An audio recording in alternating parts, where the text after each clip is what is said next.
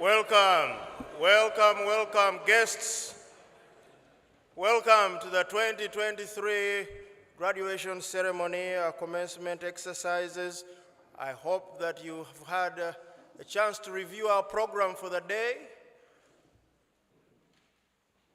I'm Christian Achema, the head of school of Olney Friends School, and my role at the beginning is to welcome you to this day's events. And here we are sitting in the meeting house, the Stillwater meeting house of the Ohio Yearly Meeting. So those of you who know something about Quakers and Quakerism know that there's a lot of silence in our lives for almost everything. I always think that most Quaker responses to a situation are silence first, then deliberation, then discerning, and then we do what? There's a decision. A couple of housekeeping guidelines for us. Number one, request you to hold your applause until the end of the event. There will be many moments where you want to upload. Please save all those moments for the final one, and that is after the class of 2023 leaves the building at approximately noon today. We started 7 minutes late, but I promise you we'll be done by noon. We'll be done on time. I may be the only Ugandan who can make that promise. So, there you go. Okay, so that is 1 and 2, and then also flash photography. We encourage you not to do it, or if you have to take photos, to take off the sound and the flash. Because what we are doing here, we are in a meeting for worship with attention to graduation. So we are holding our entire event in the spirit of worship. And we say, please, we'll take photos. We have the senior steps. We have these beautiful grounds. We'll take videos. But for now, we have to come together in worshipful silence and go through this ceremony. And that's why it's a meeting for worship with attention to graduation. So that's that. You'll hear from me a lot more in the next 1 hour and 20 minutes, but don't mind it. It will not kill you. All right? Good.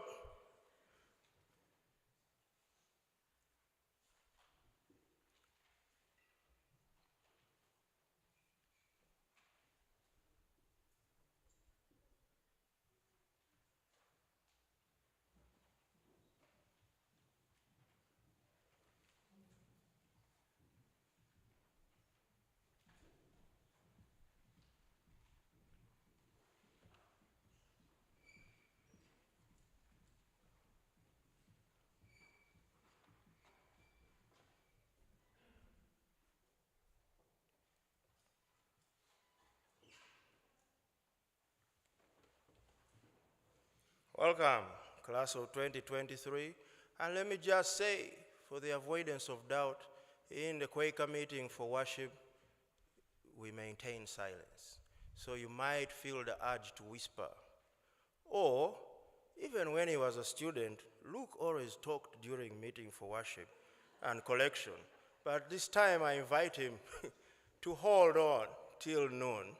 And your colleagues up there that you might be whispering to. And the same with families. We are here to honor the seniors in this worshipful silence. So welcome once again, and to introduce the class of 2023, we have Roger Reynolds, humanities teacher, IT director, film studies teacher. What else? I could go on. So, but here's Roger, and please again hold your applause till approximately noon today. Roger.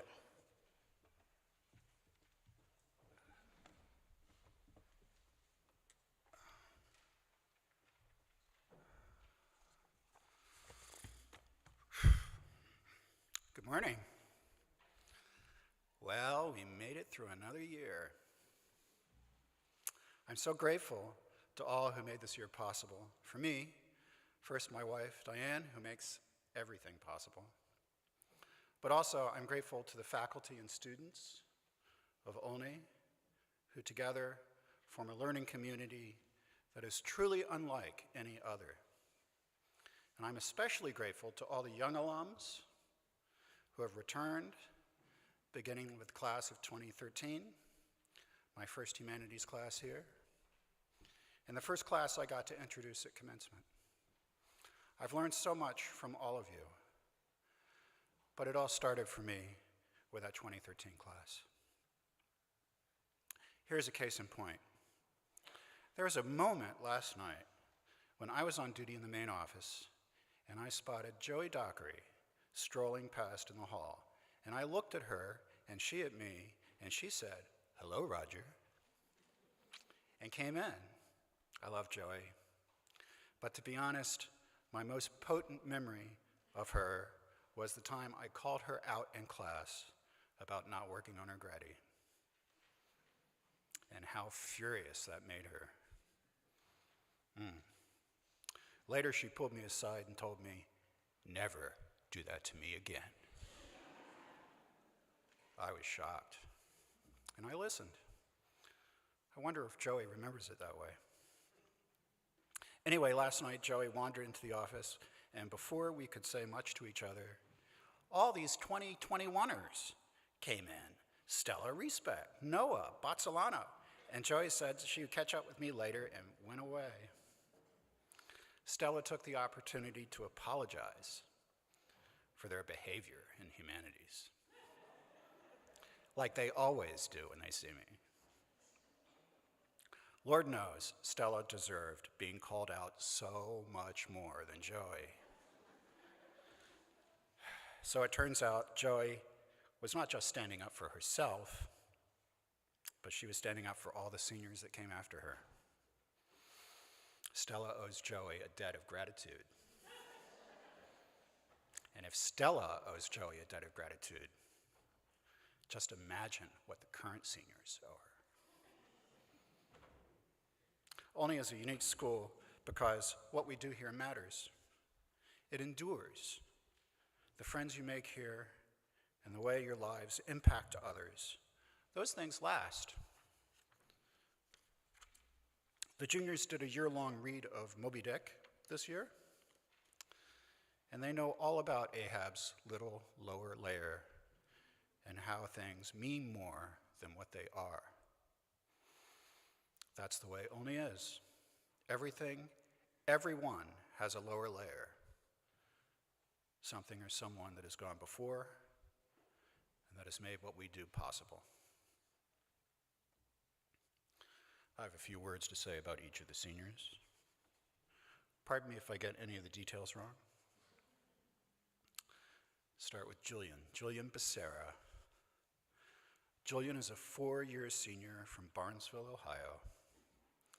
He'll be attending Ohio University in the fall.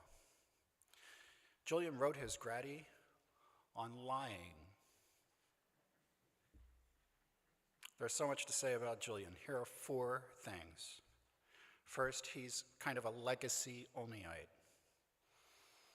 He's the son of alum Deb Tabor, his grandfather, Bill, former head of school. His aunt, Anne-Marie, is our librarian development director. Second, he's kind of a beast. That means he's the best. Julian won the Sportsman Award on Thursday, but couldn't be at the awards dinner to receive it because he was at a track meet where he helped Barnesville qualify for the state track finals for the first time in years. Congratulations, by the way. Third, when Julian was a freshman, he had to do a presentation on a figure from Greek mythology, and the one that he got was Icarus. So naturally, what he decided to do was build himself a pair of wings and try it out for himself. It didn't work. But his wings are still in room 4, a little worse for the wear. You can check them out if you want. Fourth, Julian learns best by doing. Whether it's wing building, motorcycle crashing, or friend making, I think Ariel and Golden and Clive can attest to what a great friend Julian is. It was my distinct privilege to be your advisor for 2 years. Thank you so much. Summer Bjork. Summer is a 4-year senior from Pittsburgh. They will attend Chatham University in the fall. Summer wrote about teen access to mental health services. Summer is in charge. It was not always so. When Summer was a fresh person, they were a real challenge. In humanities, they didn't want to do anything. They were kind of a standout at non-cooperation. Even when I tried to make their not doing stuff part of the curriculum of the class, Summer had no opinion about not having an opinion. It was tough. But now, they're kind of the boss of the school. In senior humanities, sometimes they get carried away a little and class might go on a little past when it's supposed to end. But Summer has fixed that. When time is up, Summer will say, class is over, and that's that. As office work leader, Summer is always the one making announcements about getting checked off on time, and you do not want to be the person who happens to leave a window open in a room where the heat is on. Summer has grown so much in their time here, and I think they would be the first to say that that is a tribute to the love and attention that Tina and Shay have given them over the years. In fact, Summer did say it. So as Don would say, good job. Good luck at Chatham. Jonathan Hudson. Jonathan is a 2-year senior from Columbus and South Dakota. He'll be attending Marietta College in the fall. Jonathan has finished his Grady. He wrote about Native American activism, and you will get to hear some of that paper a little later on in this program. Actually, it's kind of a miracle that he's reading today. I don't think I've ever had a student who was as good at not finishing writing assignments. We'd sit together during advisory and try to piece together his topic, and he would tell me stories about his time at Standing Rock and the people he met there. It was clear to me that John had it in him to be a great writer because he absorbed so much from the people and experiences around him, and he could reflect on how they changed him and the people he loves. He wrote in an essay preparative to the Grady, quote, "The reason Standing Rock matters is because it has been an anchor for my family to heal. It helped heal the scars of the past and created a new center." That was another assignment he did not finish, but still, somehow he said what he needed to say. Jonathan's good at making friends. He tamed Summer, which is not a small thing. Over spring break, Jonathan and Amo drove out to the reservation in South Dakota together in what I imagine as the sort of adventure only kids from Olney could have. John, I think you would be the first to say that your time here has had its ups and downs. But I'm so glad that I had the chance to be your teacher. Thanks and good luck. Amoiling Malobe. Amo is a 2-year senior from South Africa. He'll be attending St. John's College in Santa Fe, New Mexico in the fall. Amo wrote about the practice of redlining in the American housing market. Amo is kind, smart, charismatic, handsome, polite, athletic, caring, outgoing, hardworking, well-dressed, and modest. Amo loves challenging himself, whether it's learning ancient Greek from Christian or trying out new things. Senior class trip was to Phineas's family's place in Lake George in New York, and there was a deck that extended out over the lake. Kids liked to jump off the railing into the water below. Water was really cold. Jonathan did it, Clive did it. I have a 5-minute video of Amo trying to psych himself into jumping in. Oh my goodness, this is actually a lot of pressure when you're here. How did those guys do it? But then he did do it, of course. And then after he hit the water, he was chattering with cold. Oh my God! But it's easier now. And so he jumped back in again, just for good measure. Ama's going to leave a big hole here, but he's going to make a mark at St. John's and wherever he goes in life. Thanks, Amo.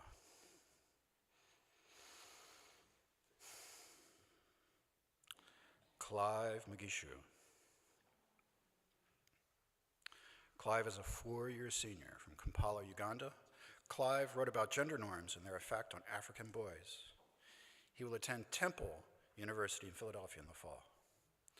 Clive came to us as an early admission. He was 12 when he began his freshman career. That first year, Clive and I got each other as Secret Santas. And during the gift exchange, he gave me 2 gifts. A Star Wars coffee mug. Mugs are always the go-to gift for me for Secret Santa. And a little blue glass chicken that has lived on my windowsill, my house, ever since. Here it is. Why a chicken? What is even up with that? For my part, I gave all sorts of silly gifts, which I heard through the grapevine he did not like very much. But unbeknownst to Clive, I also wrote a series of sonnets as a Secret Santa gift. I thought he would take them the wrong way, so I never gave them to him. But today, perhaps, I can share the final sonnet with you. Number 8. For those who second-guess Santa's secret, who think our jests are meant to mock, who find no love in gifts, nor even seek it, by wondering what the fun is of a rock in your mailbox, or of candy shot out of a smiling head of poo, or fake farts that come from rubber cushions, that 1,000 laughs come from such an art. I offer my apologies sincere. Perhaps my jokes are simply too obtuse, or have they been mistaken for a jeer? But perhaps this last poem you'll not refuse, for that joke is best that makes us the butt. We laugh harder for laughing at ourselves, I own. If this is not the case, I don't know what gift might suit such a fickle, funny bone. For my part, with all my heart, I wish you well. These silly gifts can say what words cannot tell.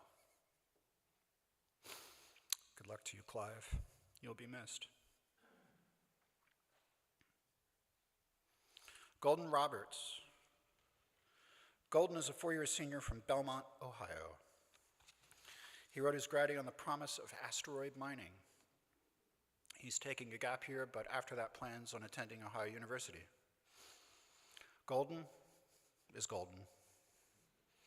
I found myself writing that more than once on grade comments because the only way really to explain Golden is by comparing him to himself. If that sounds confusing, it is. I am. Golden loves to argue and loves to explain things. If he thinks something is not right, he is not afraid to call it out. He's something of a legend among students for his ability to argue. Golden and Julian grew up together in this meeting. They shared the same first-day school class in the little education building across the way, and I can only imagine what that class was like. I mention this because the friendship that Golden and Julian have, and Ariel too, extends far beyond their Olney experience. Golden spoke about it in Final Collection, how much he appreciated Ariel and Jules. I have a feeling that they'll be friends forever. Good luck in the future, Golden. I know you're going to do amazing things. Kiddis Tigena. Kiddis is a 3-year senior from Addis Ababa, Ethiopia. He wrote his gradi on the relationship between music and identity. He'll be attending Washington and Lee University in Lexington, Virginia in the fall. Everyone loves Kiddis. He earned an award Thursday for academic integrity, and it was richly deserved. Not only is Kiddis a brilliant student, he is curious and not afraid to try new things. For instance, last year, he came to me and said he wanted to build a robot that would respond to hand gestures. I said, I don't know anything about that. He said, not to worry, I'll figure it out. And he did. He gave me a list of parts. He taught himself the Python he needed to code it up. He tested it. He demonstrated it at community meeting. It was the easiest independent study I'd ever done. Or there was a time when I was doing Pride and Prejudice with the seniors, and we did this thing where everybody got a role, a character from the book, and we did the speed dating thing where you had to go around and date people as those characters. And Kiddis got to be Elizabeth Bennet. And Amo got to be Mr. Darcy. Of course. There's this great moment at the end of the activity when Amo as Darcy proposed to Kiddis as Elizabeth. It was hilarious and silly and a little awkward. But Kiddis was all in. It really made an impression on me. It goes without saying almost that Kiddis is a model student. His work with Phineas alone, where they basically taught each other linear functions, is proof of what an Olney education can be. I'm so glad I got a chance to be your teacher, Kiddis. I can't wait to see what you do at Washington and Lee. And finally, Ariel Templeton. Ariel is a 4-year senior from Somerton, Ohio. Ariel wrote about corruption in the music industry. He'll be taking a gap year, then who knows? Ariel is a free spirit. He loves driving. He loves to play the guitar. He's pretty good at it. Ariel also has the distinction of being the only student ever to take my digital filmmaking class all 4 years. He's played many memorable roles, including Dave, the mostly silent roommate in Quaker House who lets dirty dishes and pots and pans build up under his bed. You can see more of our films on the Olney Digital Film YouTube channel. Please like and subscribe. But his best role was in the film This Year. Surely our director imagined the Quaker Testimonies as a band of superheroes. And Ariel got the role of Captain Stewardship. Captain Stewardship is primarily interested in recycling. But at the climactic moment of the film, when the heroes confront an enraged Miss Community, he says, "I'm going to recycle you into a better person," and shoots his green rays into her, and it works. Miss Community rejoins the Spice Heroes, and together they prevent Chris and Nelson from fighting. I think only Ariel just ad-libbed that line, which itself is pretty awesome. But also, what a great ambition. I think Olney has kind of recycled Ariel to some extent. He's changed so much in his time here. Christian says that Ariel is the one senior who has not lied to him. I don't know if I can make the same claim, but I do know that Ariel is always true to himself. And I know he's going to do amazing things. So that is the class of 2023. Good luck to you all.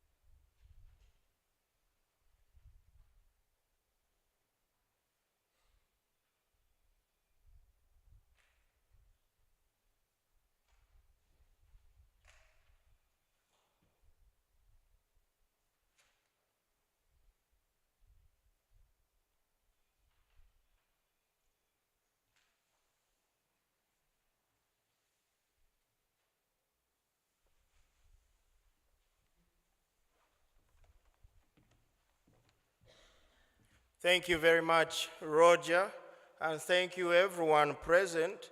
You are keeping the worship going. In fact, from where I'm sitting, it seems like we are getting deeper and deeper into worship. And thank you for setting the scene so beautifully, Roger.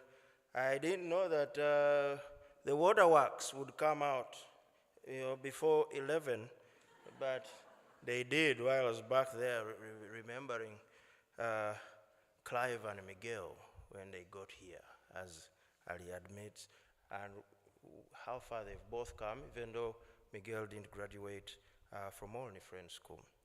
So I think from what I took away here, from what Roger said, it's very difficult to put words to what goes on at Olney, words to what our students teach us every day, and the kinds of thought, care, just service that everyone in our community puts into making Olney what it is. And I mentioned that aspect yesterday during our Alumni Association meeting.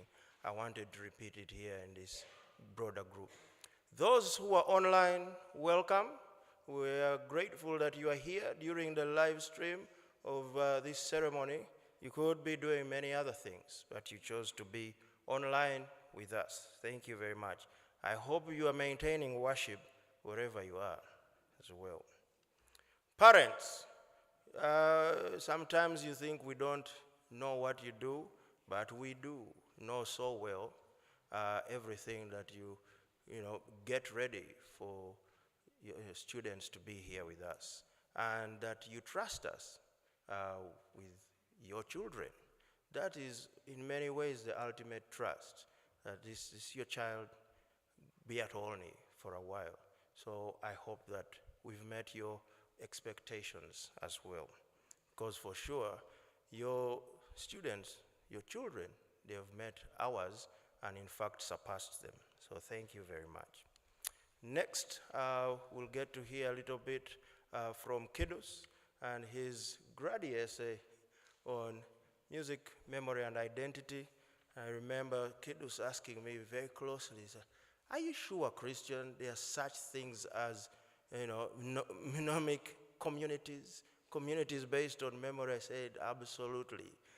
And then I don't know what he did with it, but let's listen.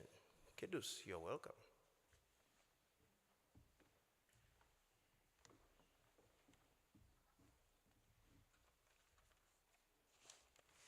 All right, thank you.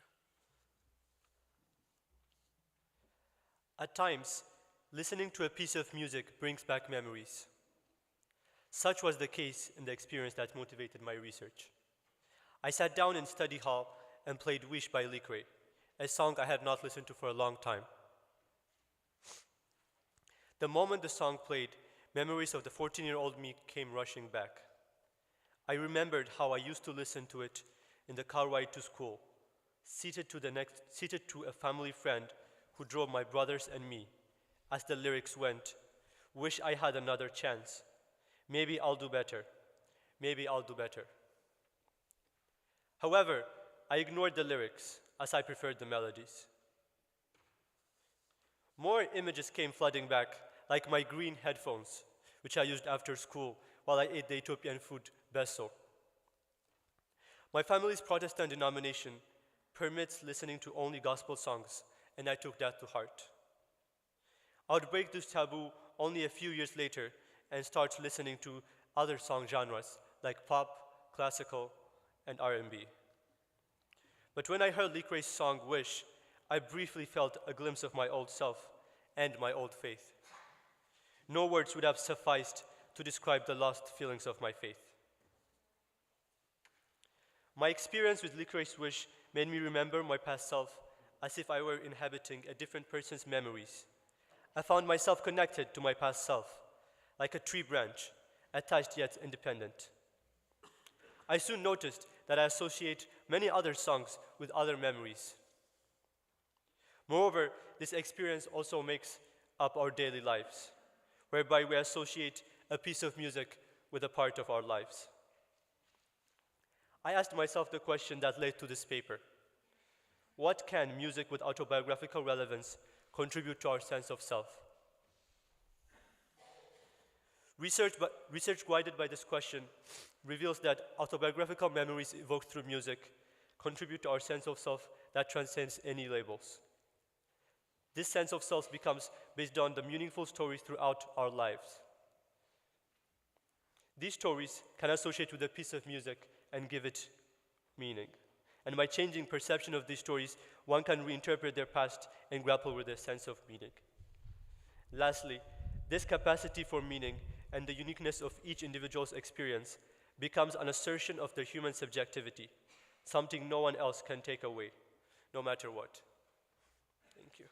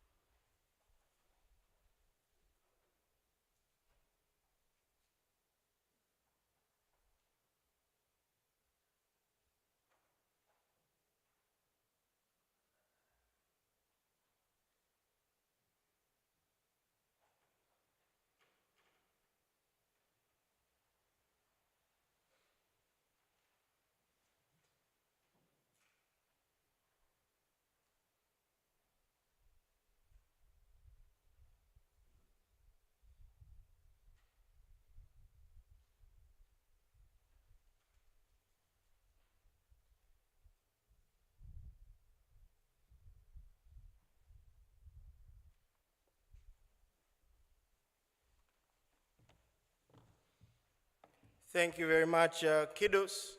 I think you, from those few lines, you can tell the maturity, depth, and breadth of this student. He's incredible. And we've even talked many times with kiddos and some of our classes on the responsibility of those who are in charge, those who have power, authority, to make sure that whichever memory they summon to the present isn't just an interpretation for them to get more power and authority. And we have many stories here at Olney, and many times you get corrected because what comes first, so is the community. And now, forward to where we are. At this point in the world, nationally, regionally, globally, where the fractures are palpable, the bonds that tie us together don't seem to be as strong as they once were. Maybe back then I was much younger and now I've become a jaded old man, but for sure right now it seems like we have an opportunity to remember. And I'm saying remember on purpose, not remembering, but remember in terms of members, parts of ourselves, finding them and putting them back together, making each other whole again, remembering each other. And that comes a lot through some of this work kids doing, some of the interactions we have where every moment is an opportunity to engage in remembering. That's the biggest piece of work on memory. And what else? What do we have to go on but what some people call the past, right? There are cultures where people with each other a great past. May you have a great past, and I wish it for all of you.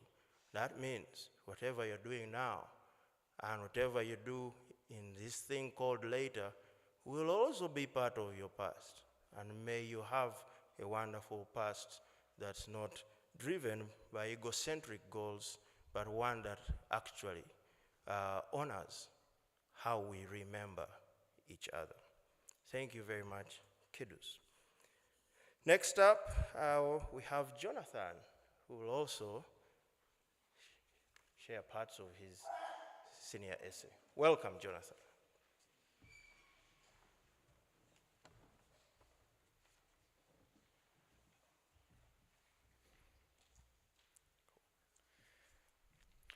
Throughout the 1940s into the late 60s, there is a growing lack of faith and trust on the part of Native Americans in the federal government.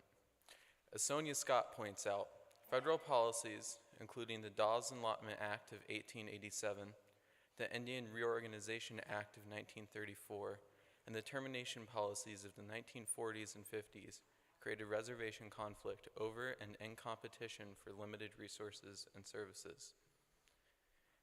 These acts pitted tribes against each other.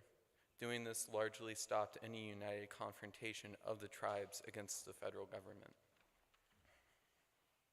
The government further pushed the idea of assimilation with the relocation policies of 1952. There were programs that aimed for Native Americans to leave their reservation and move into urban areas. This was another hard choice for Native youth. They were presented with the opportunity to have the streamlined American lifestyle, but sacrifice traditional values and ways of life. The frustration generated by the relocation program, particularly among young people, created an angry generation. They had no voice. They were angry because they lacked a clear identity, and were angry because the urban world was trying to constrain and control them. Leaving the reservation provided better opportunities for economic gain, but Native Americans were still facing oppression. They were treated as separate from the American public. In 1953, Congress passed House Congruent Resolution 108, which was the official start of termination. This bill called for federal supervision and control of tribes to end as rapidly as possible. The policy entailed ending the recognition of tribal governments, as well as eliminating tribal services such as schools and healthcare. For Native economies, this policy meant economic ruin. As communities were subsequently subjected to property taxes and building codes with which they had no experience. As a result, 108 tribes and nearly 13,000 Native peoples experienced termination. According to the government, termination policies would stop Native Americans from being second-class citizens and give them equal opportunities as non-natives. What this meant for natives, however, was economic devastation that still impacts Native communities to this day. Termination was supposedly designed to liberate Native Americans, but in practice, it oppressed their traditional culture further. Targeting the reservation economy was not enough, though. The idea was kill the Indian, keep the man.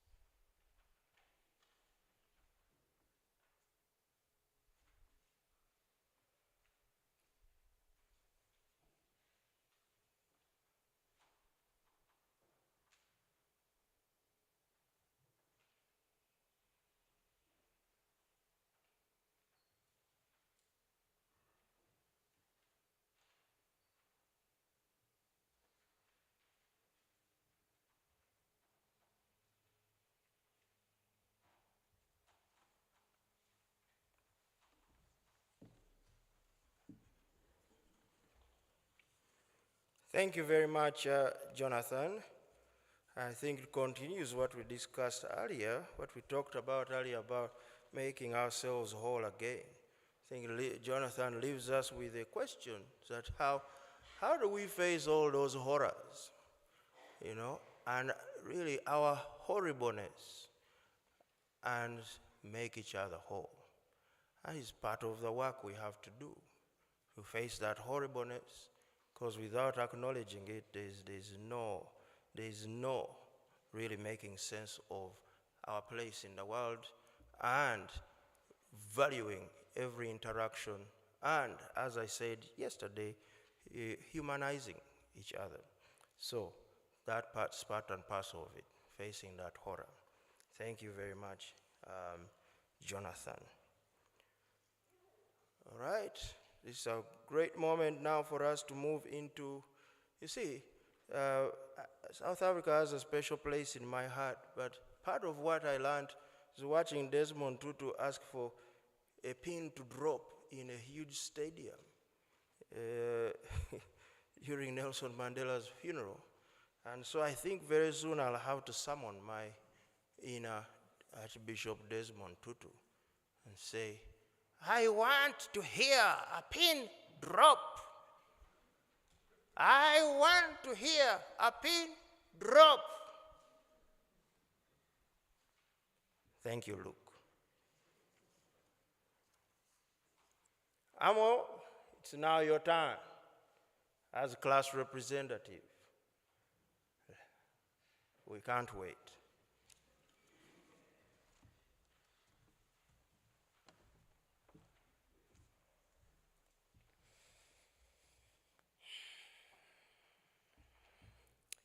You know how Olney is.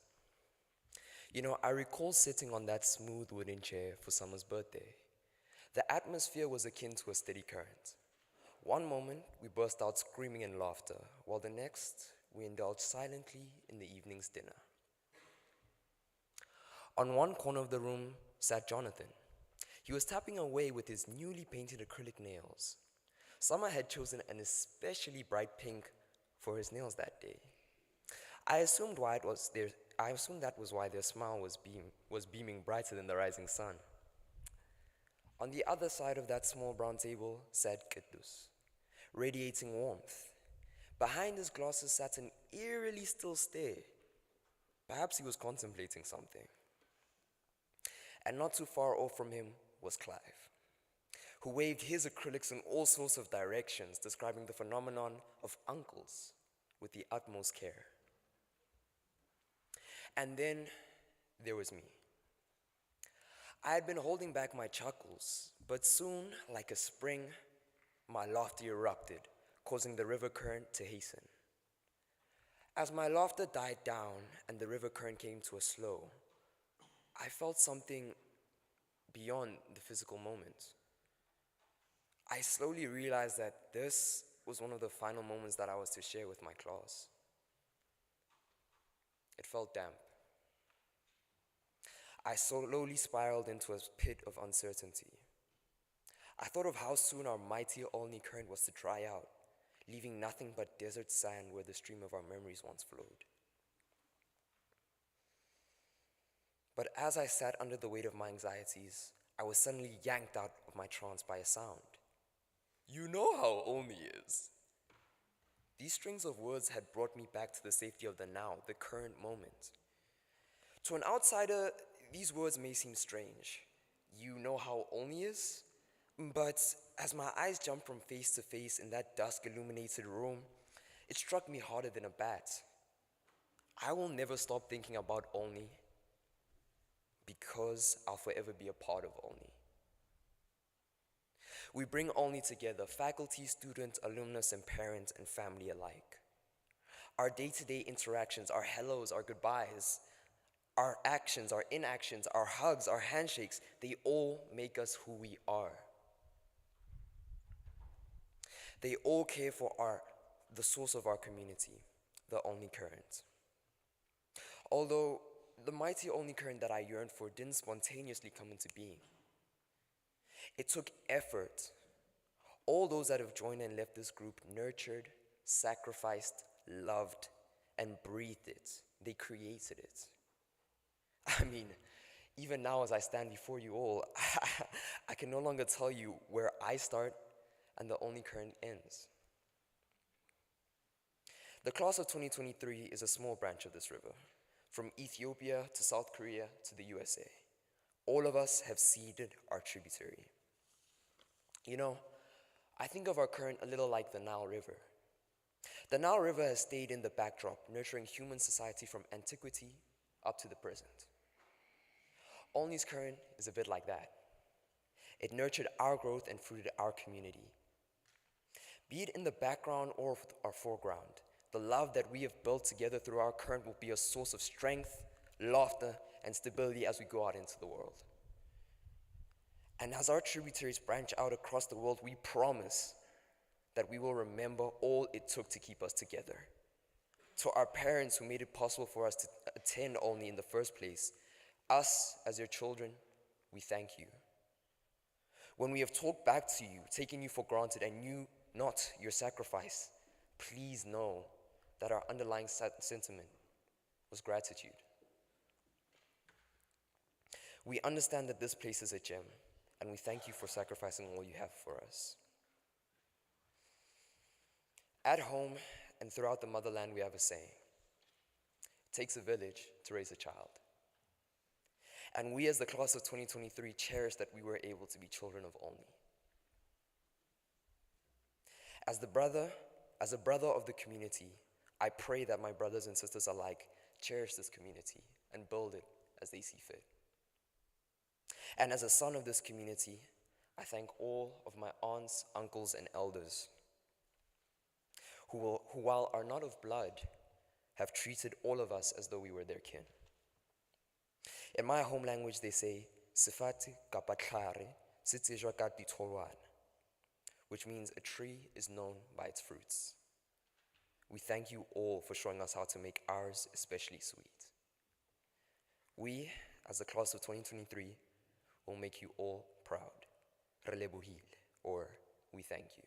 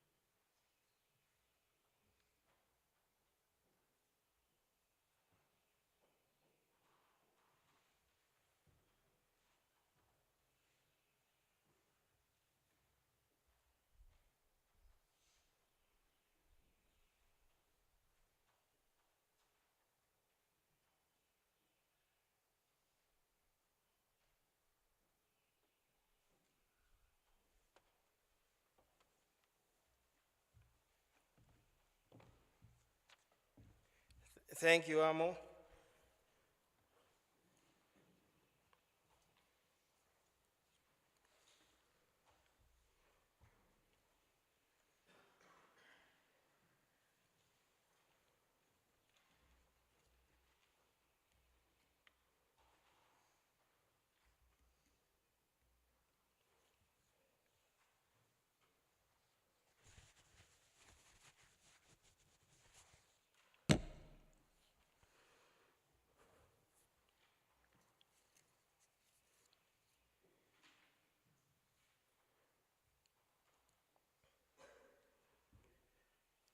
Thank you, Amo, and for making it difficult for me to look at my colleagues, because I hear what's going on with them, and you know what? You've turned me into a teary old man like Leonard and Don. I know Chabo back here is going to make a bit of fun of me after this event, but that's all right. I think yesterday during our Alumni Association meeting, I said the students speak what they do and say, their language with each other, how they care for each other and others. What they do, that's what speaks for Olney Friends School. You don't need to give out a big report about what happens, they do it. And thank you very much. Class of 2023, and those of you up there that we expect to see down here in a few years, some of you as early as next year. And look, you can always come back and graduate again. So there we go. So friends, it's difficult to talk about Olney here without really saying a few things about the year. I'll tell you one of the most moving things for me this year is the grace and patience the students and my colleagues have had with me this year.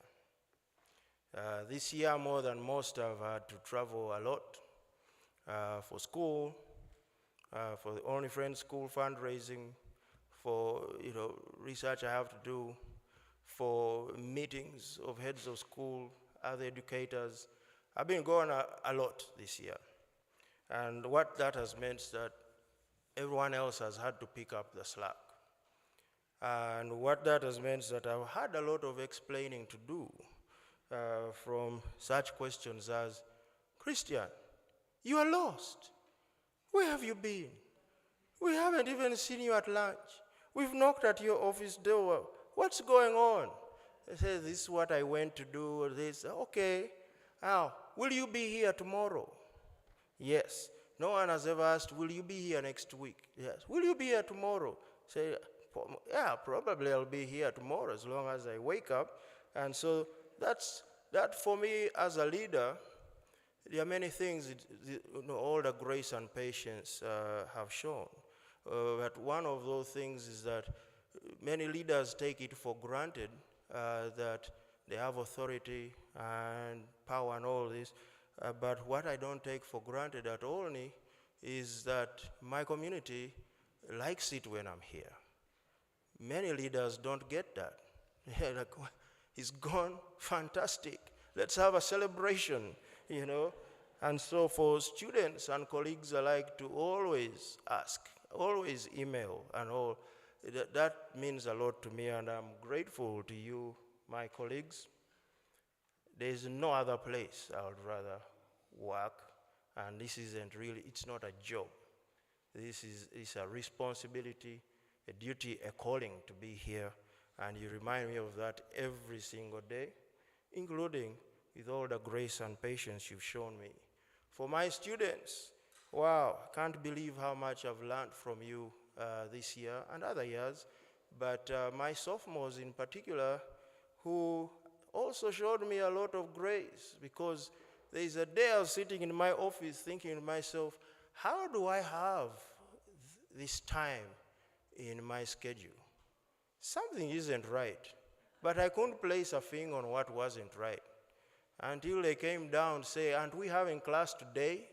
So I was actively missing class, thinking, wow, this is refreshing. I have space in my calendar for the day. But I didn't. So sophomores, thank you so very much. And with that, I kept thinking. We had our award ceremony on Thursday. I missed that ceremony due to other things just couldn't change. Then I scheduled it for after lunch yesterday, and ended up being stuck at the airport. Next up, there were no more chances, no more opportunities. And Leonard has always said, these awards are for within us here at the school. But I think all of you are part of us. And whereas I will not hand out plaques or certificates during this ceremony, I will ask for those I mentioned to please, at the very least, stand up, be recognized, and sit down. No applause necessary, but I will say a few things about each one. Let me start with my colleagues. And there are some awards I started giving out 4 years ago to faculty. And again, Leonard said, award ceremony is for students. I said, what about our colleagues? And he said, well, we could see how it works, which is Leonard's way of saying, you are wrong but right. A nice Quakerly way. Same way he told me 3 weeks ago, he said, well, if I were Legina, his wife, he said, if I were Legina, I would tell you, stop burning it at both ends. But I'm not Legina, so I'm not going to get in your business. So thank you for the advice, Leonard. I'll find a moment to rest this summer. But we'll start with the colleagues. All right.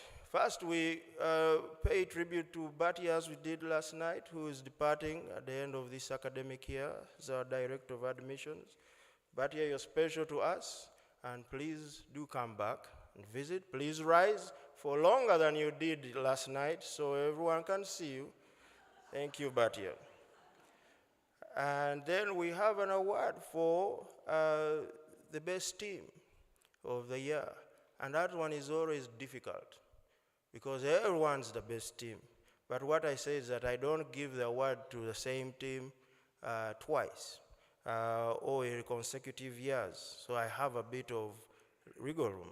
But I think hands down, the team of this year's the Student Life Office, Shay and Vicky, they have done so much to ensure that students are comfortable, they get to their appointments, dietary concerns are dealt with, parents receive timely responses to their queries.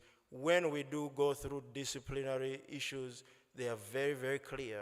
And even though sometimes the affected parties don't like the outcome, they get to know the process and why a decision was made that way. And so that, I credit that approach, I credit a lot to the Student Life Office, Shay and Vicky. Thank you very, very much. Please rise as shy as you are. Thank you very much. All right, we keep moving.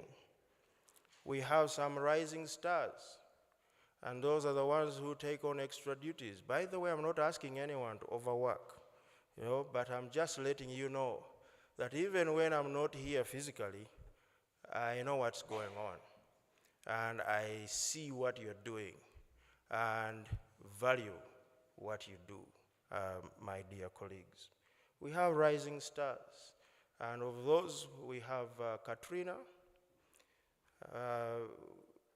we have Hannah, please rise, and Christy. Those are rising stars. They go above and beyond everything. Remember, I said I don't give it twice in a row, so there are other teams that have received these awards in the past, just not this publicly, but I wanted to point out a few. For the colleague of the year, very difficult. And difficult for one person because of the selection and the fact that he's leaving us also at the end of this school year, and that is Casey Morrison. So I'll go with him first, because it was very hard to say, I can't believe Casey's leaving, but I can also believe it. And the world beyond Olney will be a much better place with you in it, doing what you're going to do. And as well, please come back and visit. So Casey. Thank you. And this next one, painful, because when I was a student, he marked me down to 98%, even though I was right, and refused to change it, even when I took him to the source of the Nile. And the one person who gave me a pink slip, the one I got while I was here, for walking into class as the bell rang. So you can't believe it, but last year he gave me a compliment. I said, Leonard, how can you look at the students do such things and you don't say anything? You've always been very tough. He said, well, I stopped being tough when you showed up. I don't need to do it anymore. So this year, and this year only, Leonard, colleague of the year, for everything you do. And Leonard had an accident with his knee, and his family had to beg him, convince him not to drive back from North Carolina to be here on the first day of classes after spring break. And the whole time during his recuperation, all he could think about was his students. I want to be at Olney. Leonard inspires us. He's been here teaching for 40 years and still going. He's incredible. For you, all those who know him, all those who've had Leonard for a teacher, you know what I'm talking about, and you know that I'm going to catch a lot of flack for this award. But you're special to us, Leonard, and this is one of the ways we can show you a token. Excellent. Let's move on to our students. I'll start with the rising stars as well. And for those we have, I hope you are ready for this one. Okay, we have Dolores, Fikir, Lucia, and Chris. And Dolores from China, very understated, but what a great sense of humor and a sense of direction. In my business ethics class, when all the other jokers didn't have the answer, Dolores did, and then they would keep quiet. And that would be it. It would be a very, very deep response to an ethical dilemma for an international business. Dolores is just a rock star. She's incredible. Fikir, standing back there, Kidus's brother, the whole year I've told him, Fikir, I've already finished your application. After Kidus graduates, you go to Scattergood Friends School. I can't deal with you on campus without Kidus. But I think you are more than welcome to stay, Fix. We love you very much. You are a positive member of this community. You handle work with just so much grace and humility in everything you do. It's just wonderful. You all make Olney what it is. All right, Lucia will depart at the end of this year to go back to Spain. But in the 1 year Lucia's been here, she's also added so much value to Olney in an understated way as well. And notice this understated thing I learned from Quakers, that you don't need to be the loudest person in the room to contribute to the mission of the organization. Lucia is one of those. On top of writing something about crime and punishment that I had never thought about. In the years I've taught Dostoevsky, it blew me away to the point that I have to mention that question that sounds mundane at first until you start applying it to those characters. And that is that question of what makes us human, right? And you know what's in crime and punishment, asking that question brings you face to face with the horrors and beauties of being human and everything in between. Lucia is up there.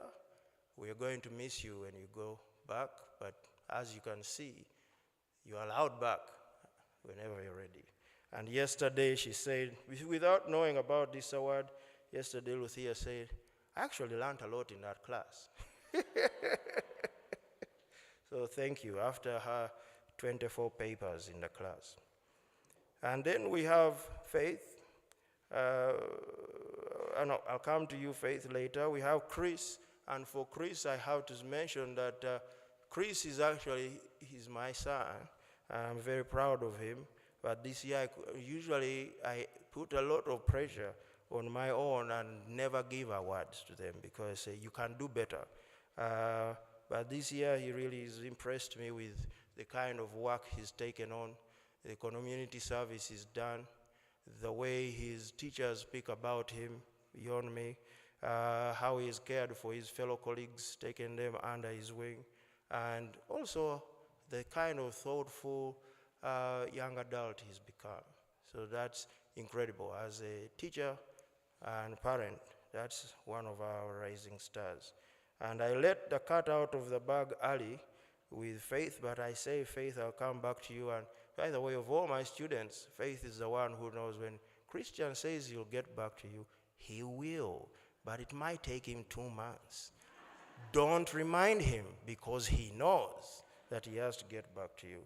And also the one who can decipher my handwriting. So many people go to her and say, what did Christian write here? And she'll say, go meet Christian. That, after this line, that's what he means. So Faith is up there. We can't wait for you, your 4-year senior. Okay, and then we have those in the senior class that, in my estimation, have grown the most. And you could tell from Roger's introductory remarks that Summer would be one of them. So, a word for growth in leadership and Quaker practice and in humanizing Summer. If you've ever come to Olney as a guest, don't know where you're going, and it's been hours students can be around, you probably have run into Summer with a wide smile saying, welcome to Olney. I can lead you to where you're going. Where are you coming from? may I help you? Would you like something to drink? Would you like something to eat? Please join our table, sit with us. So, and that's, again, the very best of Olney.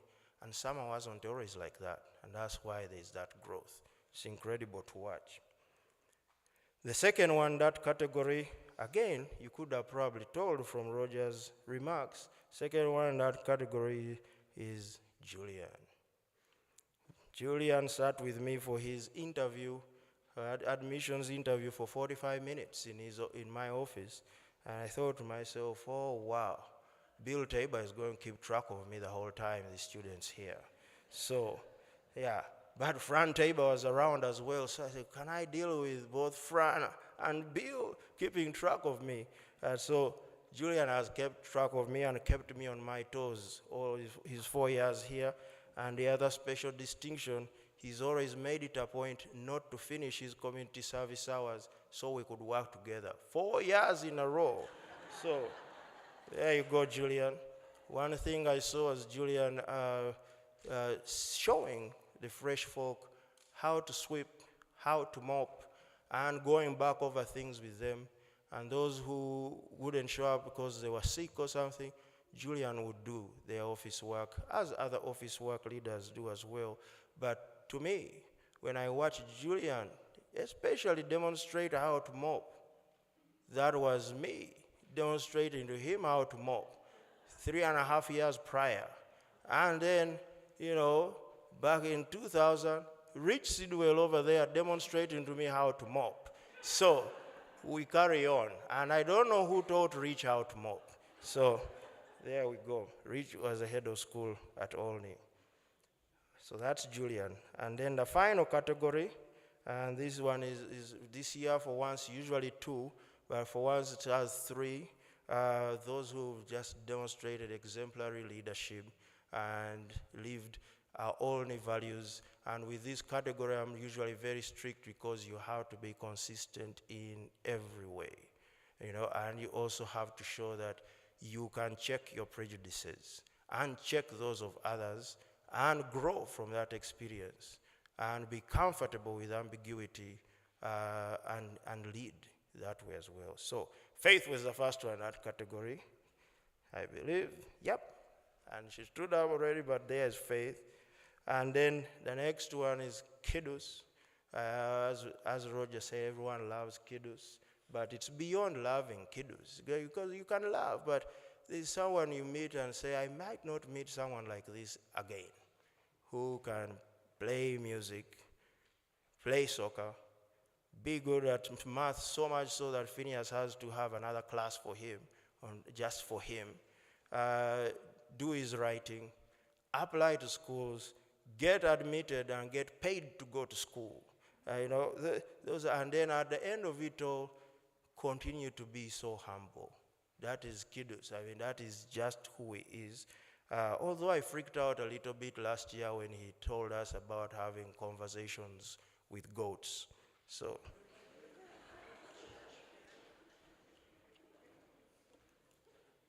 and then this one comes as no surprise. I think all of us in our community know we are going to miss the following sound. Yo,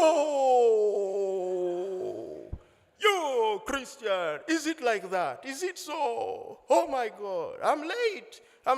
No, I'll make it on time even if I'm late. It's okay. Me, I'll finish my homework. No problem. And another one, turning to everyone and going, you're my people, you're my people, you're my people, you're my people. And in that, there were 4 continents represented. I said, how are they all your people, Amo? Said, they just are. And so it makes sense that he talked about a current and a river, that we are all Amo's people. And Amo, you are also our people. And I use the plural intentionally. So a leadership award for you as well, Amo.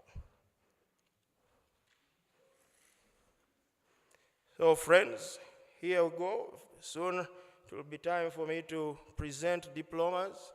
And I do have to touch on a couple of issues here and say that how we interact at Olney always brings us face to face with our privilege and face to face with, how we again have to humanize each other.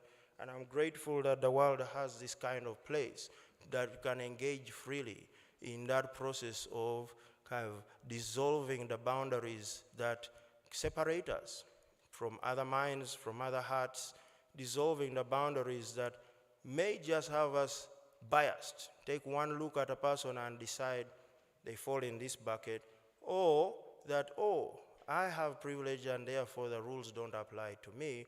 And at Olney, the response is usually, oh yes, they apply to you as well. And here's how they apply to you as well.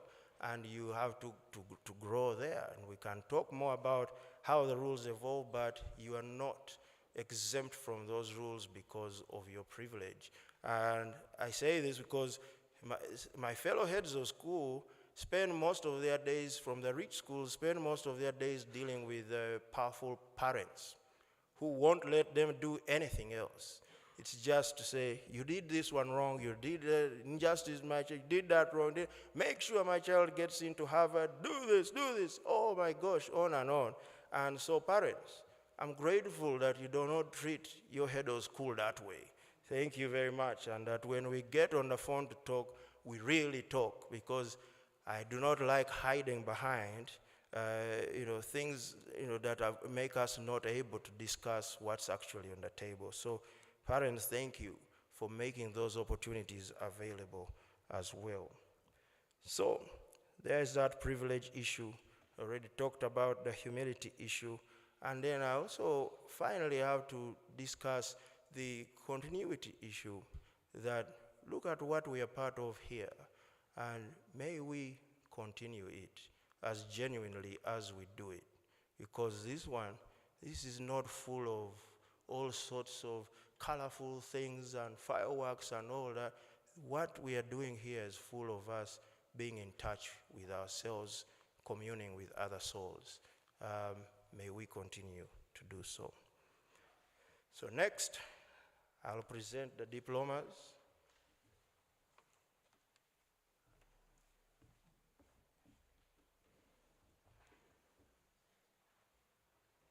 Upside down, the other.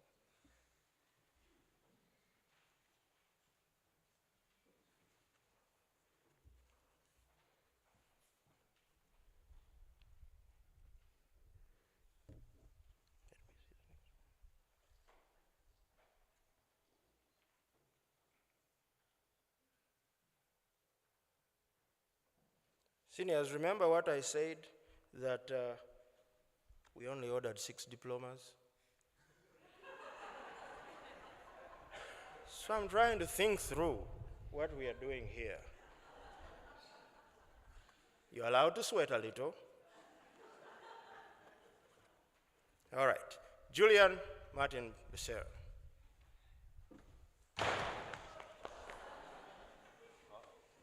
Congratulations. Yeah. We need a photo. You know Mom needs a photo. Let's show it. Yeah. There you go. Got it, Deborah? He made it, and even the door had to make sure that, yes, Julian is on his way. Next, Summer Bjork. Congratulations, Summer. Her parents, they're right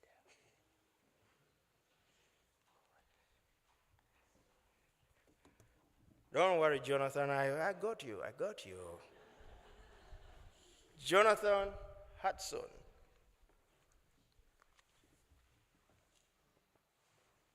It's very funny at Olney. The hug comes first, then the rest follows. See, I tried to give Summer the diploma first, and Summer wasn't having any of it. You know that Summer is our boss.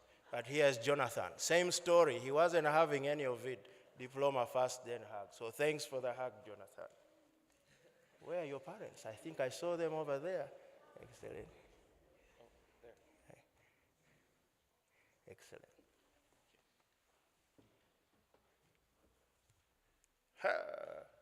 Ndati, I think it's on its way to South Africa, to Gauteng province. You'll pick it up there. Let me see, maybe I can make a correction.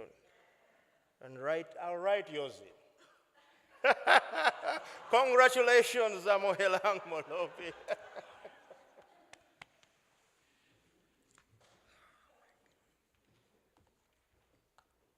There's Angela.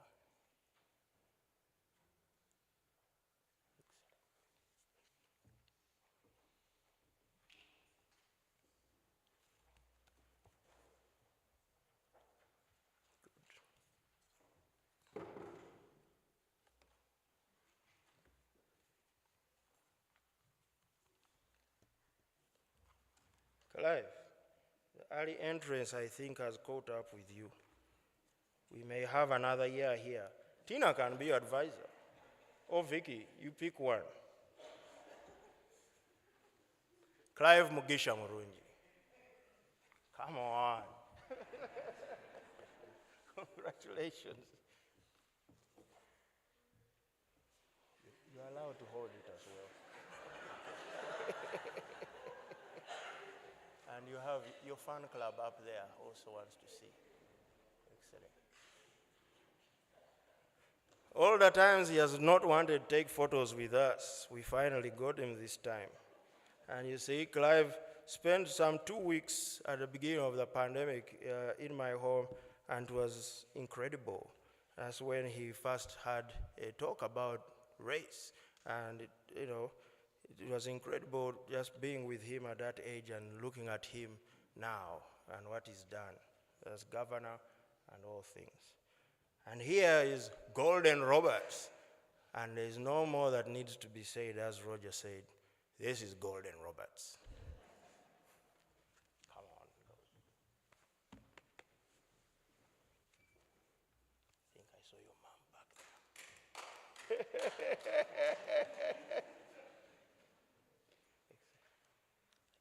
Think you see where his sense of independence came from. Said no clapping, but something said, if anyone claps, it will be Kevin. So there we go. That's fitting, because golden is certainly golden. So, all right. Then we have kiddos. Kiddos stage. I would say Eshi.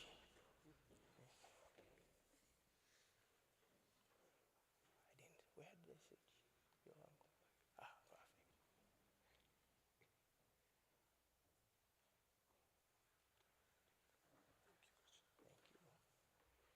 Yes, and Bayush is not here, Kiddu's mom, but we exchanged very many emails. And Bayush, I say, Kiddu's didn't waste your money. He's done an incredible job here. I don't know about Fikir, but Kiddu's hasn't wasted your money. Mr. President, your fan club was waiting to take photos of you as well. And we call him Mr. President sometimes. So, next, Ariel Templeton.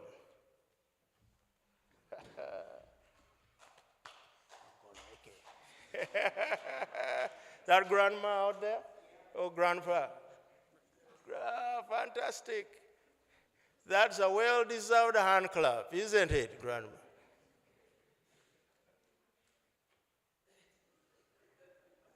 Excellent. Oh, no, the fan club, Uncle Ricky's fan club.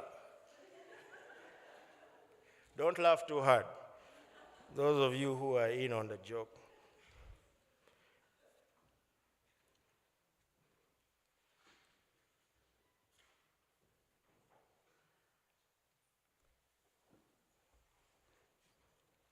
Wonderful. Said around 12 will end. Worry not. Next is our commencement address by my sister, Kelly Schwager, who works at Oracle, leads the global communications, and also is part of the Clinton Global University. It's incredible. We are colleagues in research and in doctoral program at Vanderbilt University. She's just one of those people who, without knowing it, she's an Olneyite. So, welcome, Kelly.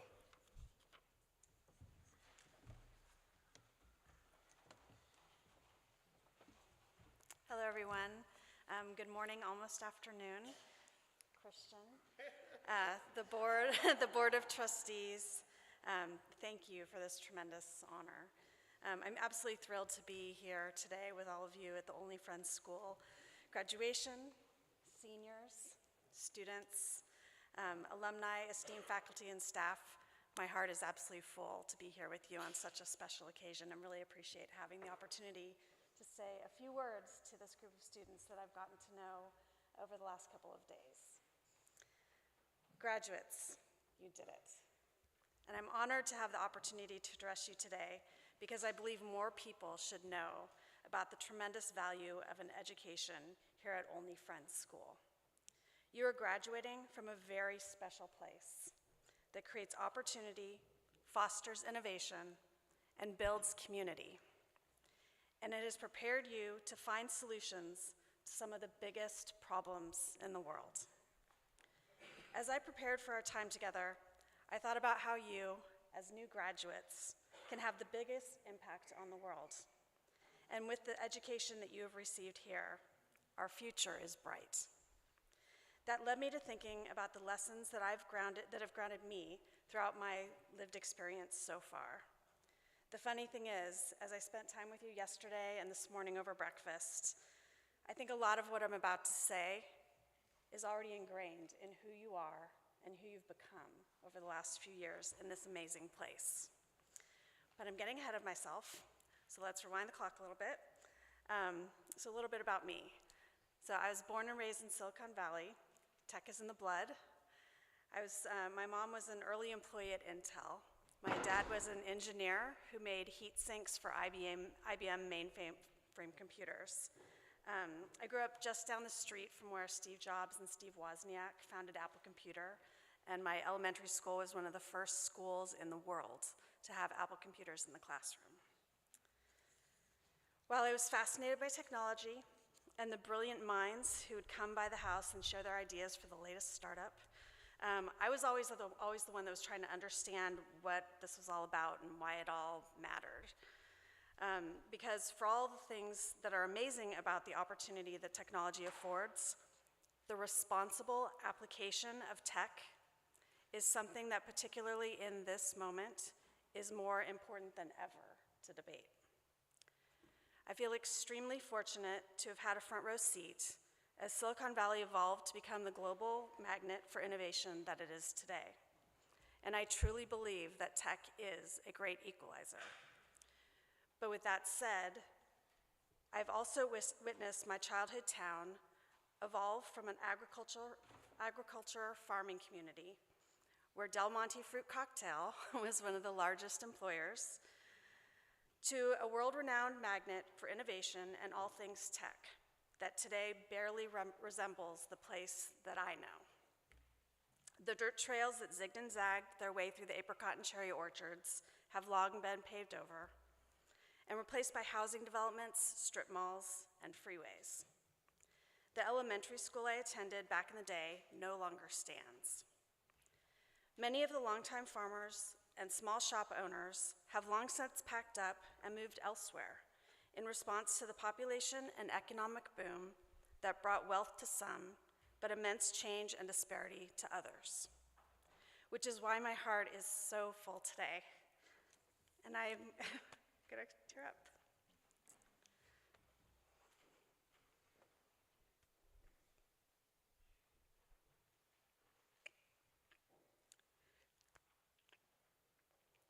And I immediately feel home right here.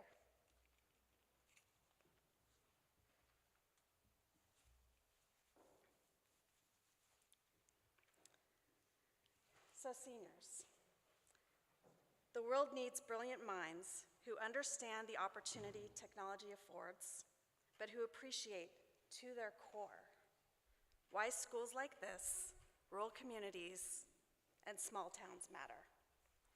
Which brings me to lesson number 1. Simplicity holds power. Graduates, Olney Friends School and this place you've called home for the last few years is a magical community. It reinforces the beauty of power and power of simplicity.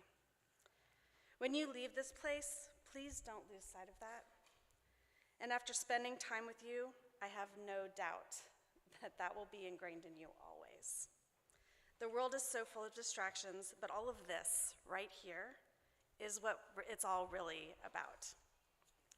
Simplicity is reminding yourself what is core and what is context. Simplicity is about removing the noise and focusing on what truly matters. Simplicity is about navigating through a world where all of the radio stations are blaring at once and finding that one song that speaks to you and grounds you to focus. The rest of that noise, just let it go. One of the practices Microsoft founder Bill Gates started in the 80s, which I'm still aspiring to practice more regularly, is something called Think Weeks. Gates described Think Weeks as a time when I can get creative and push my own thinking. It's a time to step outside the day-to-day demands of my job and really focus on the big picture.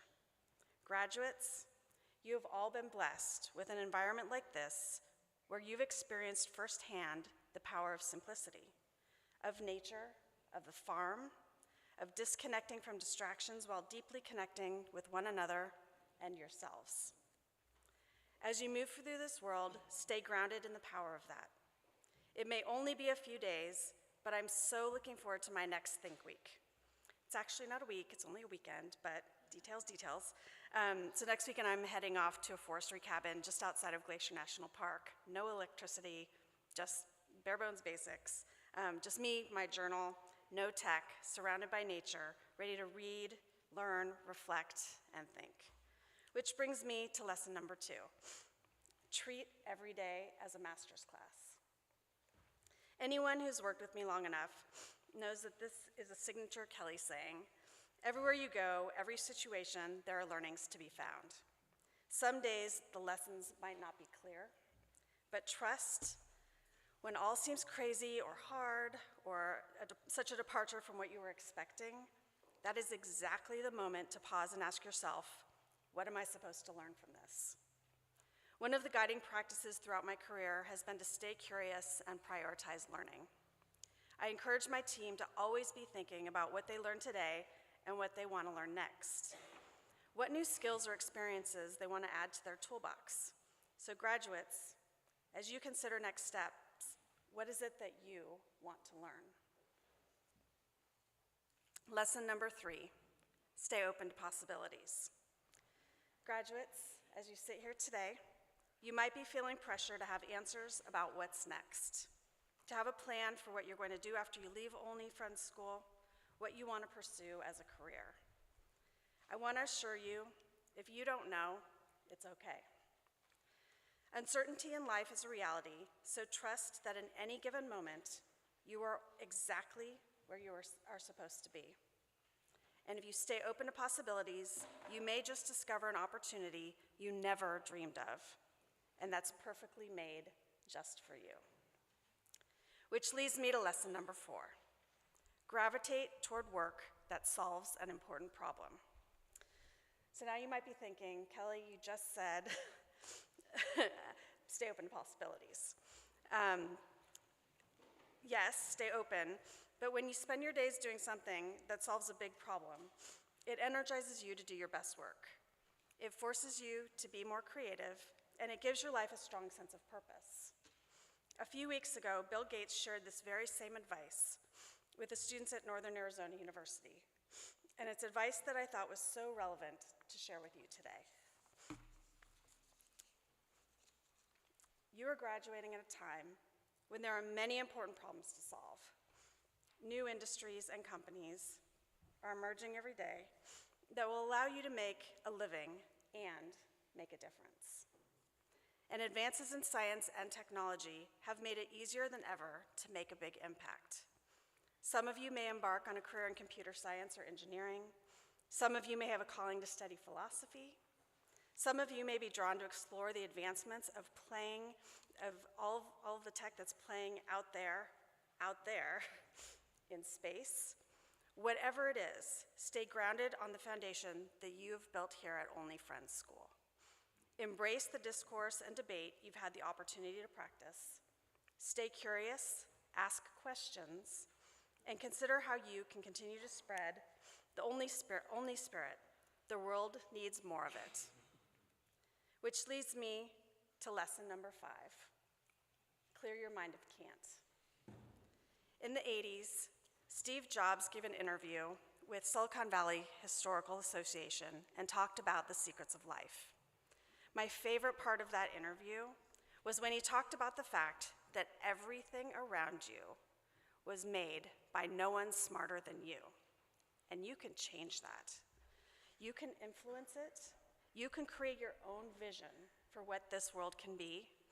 And once you learn that, life will never be the same again. So whatever it is that you're dreaming about, you can do it. Even if it seems impossible, pause and ask yourself, what if I can? What if this is actually true? Just about everything I've accomplished in my career came because I stepped into something that I was terrified of, and I just tried. Seek out the help of others. Don't be afraid to fail. People want to help you. Just don't be afraid to ask. So with that, class of 2023, the future belongs to you. I have no doubt that you will leave here and go on and do amazing things. Please enjoy this moment, take it all in, have some fun, and stay grounded in the foundation that you've built in this magical place. The song last night at the alumni meeting, Simple Gifts, was very fitting. I cannot wait to see how you will all drive progress and change around this world. So with that, I close in friendship. Thank you and congratulations.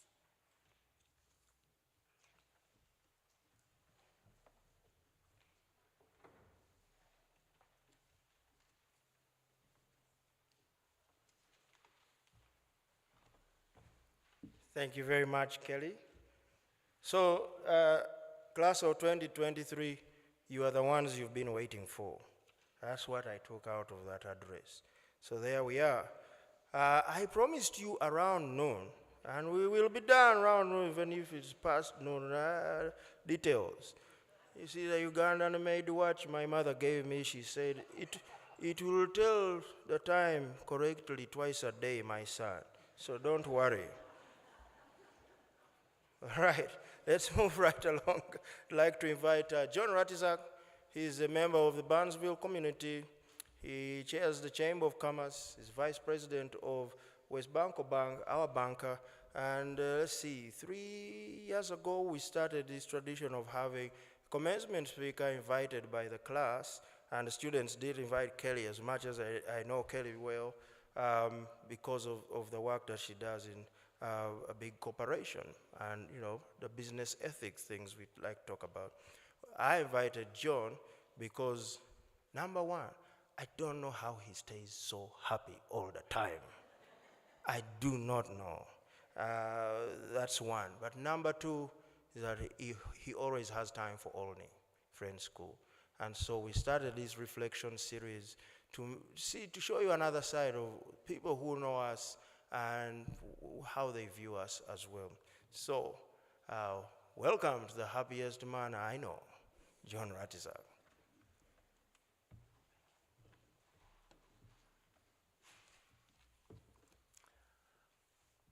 Congratulations, graduates. You have so much to be proud of. I mean, look around you. First, look at this support. Everybody is here for you. Look at this campus that's been your home, this campus that's educated you. You are part of the 185th commencement exercise. That's huge. None of your friends back home can say that. And maybe that 8 in the middle of 185 can always represent the 8 of you. And speaking of that, that picture of the 8 of you on the bell tower, priceless. Who saw it? Just amazing. You will cherish that for the rest of your life. Your graduation speaker, Kelly, thank you. Words of wisdom you can live by. I am honored to be here. I am John Ratizak. I work at the bank in town, and I am president of the Barnesville Area Chamber of Commerce. The Chamber represents a group of businesses and individuals that promote Barnesville. And Olney Friends School is such an important part of Barnesville.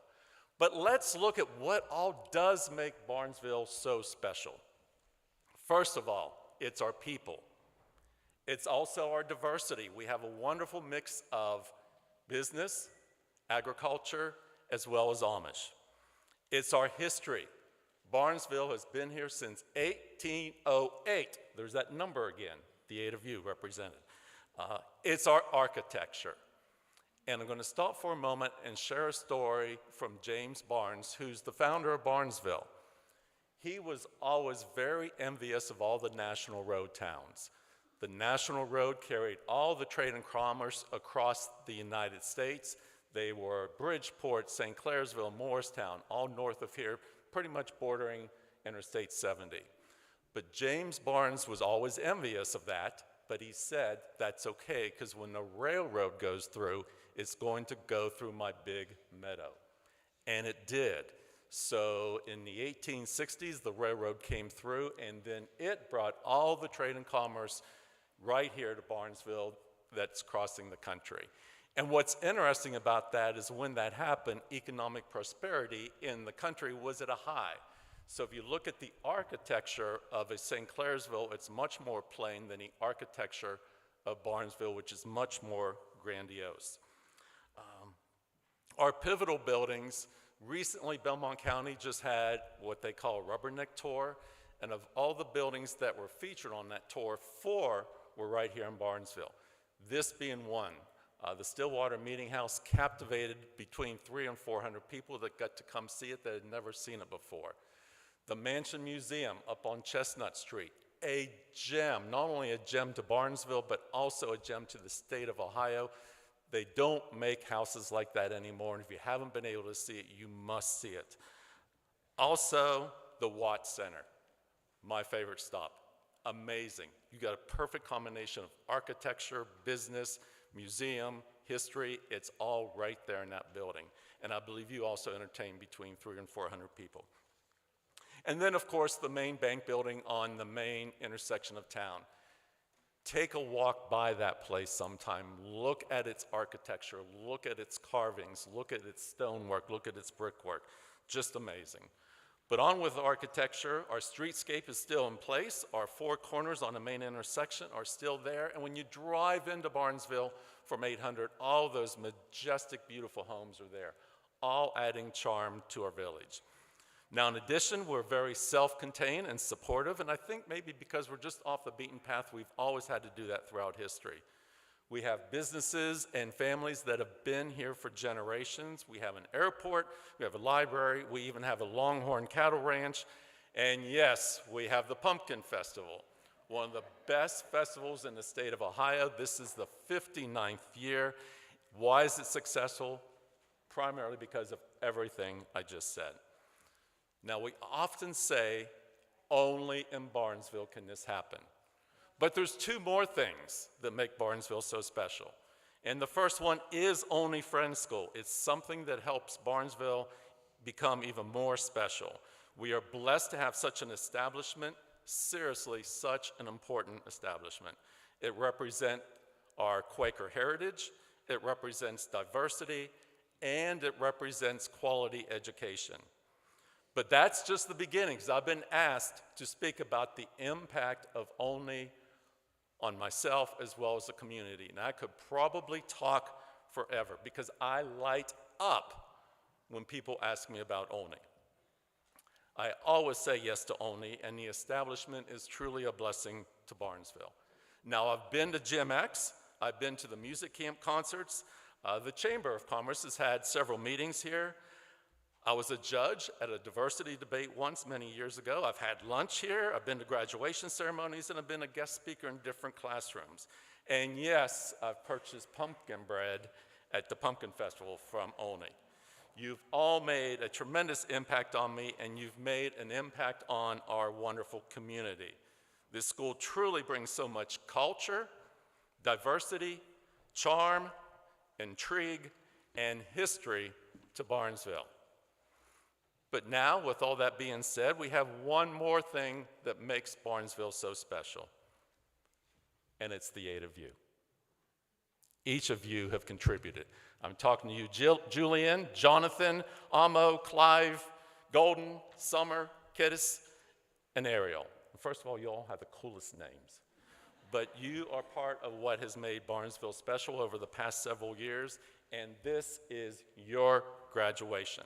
This is such an important part of your life, and we want Olney Friends School and Barnesville to always be treasured by the 8 of you, and we want to be part of your architecture.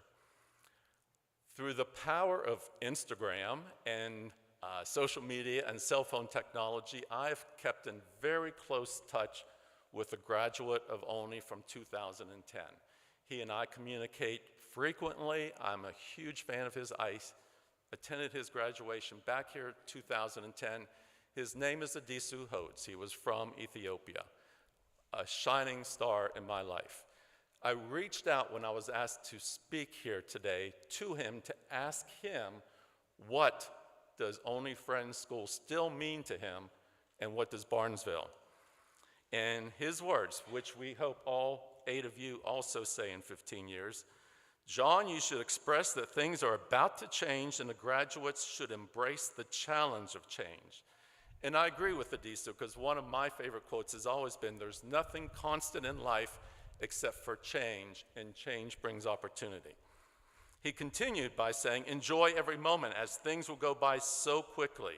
Barnesville means a lot to me. I grew tremendously while I was there. Past students have told me that they would not be where they are today without Olney Friends and without Barnesville. And John, that was not an exaggeration. He continued to say, not only did Barnesville and Olney prepare me to be a good citizen, but they also opened opportunities for me. I'm thrilled with the quality of education and the care I was provided by the teachers and the faculty. The school did such a great job of fostering a sense of community, and that's a word we've heard from so many people today. It was truly my home away from home. And he finished by saying, I'm very grateful to have spent 4 formative years of my life in Barnesville. And think about that. Those are powerful words. And we in Barnesville were thrilled to be part of his formative years, and we in Barnesville are thrilled to be part of your formative years. One of the best graduation speeches I heard was from the governor of West Virginia, and he was addressing the students, and he looked them right in the eye, and he's like, I was there once. I sat in that chair. I know exactly how you feel. You feel like you've learned so much. You're ready to conquer the world. You just could beat it all. But then he got very serious and leaned in. He said, but I'm here to tell you that it's what you learn after you know it all that makes a difference in the world. And those are profound words, because we do continue to learn throughout our entire life. But I'm going to add to that, because I also want to say that who you are today is who you are. And once you realize what you're good at and what you're destined to be, then you can take that, embrace it, and succeed with it. Some of you are athletic, some of you aren't. Some of you are great writers, some of you aren't. Some of you are musicians, and others could care less. And some of you are leaders while others are followers. Some are good at math, at science, at reading, but whatever it is, it's what God has made you. And regardless, it's who you are, and I want you to be who you are. I want you to love who you are, and don't get caught up on wishing you could be like others. I graduated 44 years ago in 1979 from Bel Air High School. 240 members of that class, I was voted most dependable. To this day, I'm still extremely dependable, and I'm somewhat obnoxious about it, because somebody will say, John, will you get that done? It's like, have I told you that I was voted most dependable of the class of 79? My point is, the traits that you have now will follow you and cherish you through the rest of your life. My personality traits are the same as they were back in high school, as well as they are today. Now, those of you that are leaders will probably continue to find yourself in leadership positions. Those of you that are good at music will always showcase it. The organizers in the class will continue to organize, and the farmers in the crowd will always have an appreciation for the earth God has provided to us. Embrace these strengths throughout your entire life. In concluding, Barnesville has loved having you here. I have loved having you. But now is the time to embrace and to use what God gave to you, to apply the educations and life experiences that Olney Friends School gave to you, to honor, respect, and appreciate what your parents gave to you, and to always remember what Barnesville gave to you. And now is the time to go out and use your strengths to make a difference in the world. We are so proud to have been here for your formative years and proud to be part of the architecture of your life. And now let's watch the village that helped raise you celebrate you. It has been my honor to be here today, and once again, I say congratulations.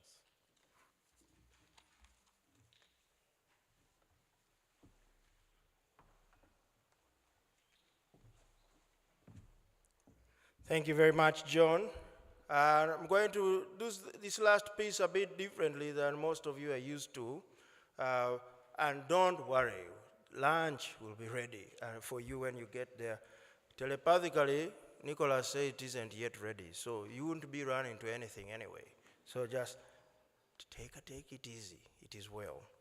I'm going to invite everyone here now to just take a moment and reflect on our last hour and 40 minutes together.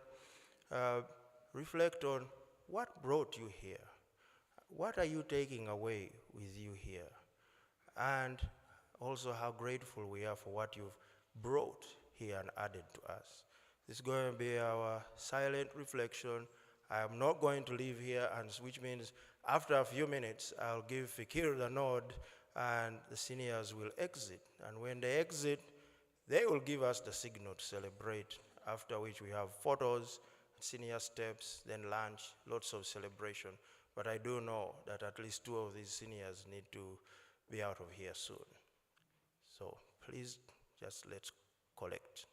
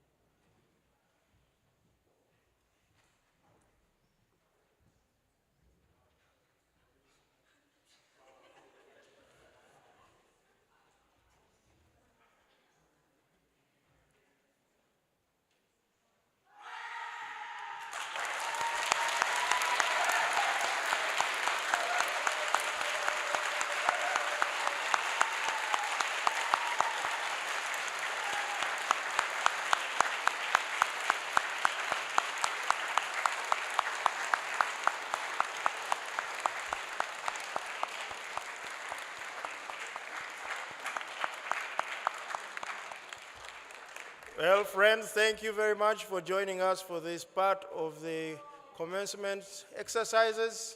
It's now time to celebrate. Photos, lunch, farewells, everything. Thank you.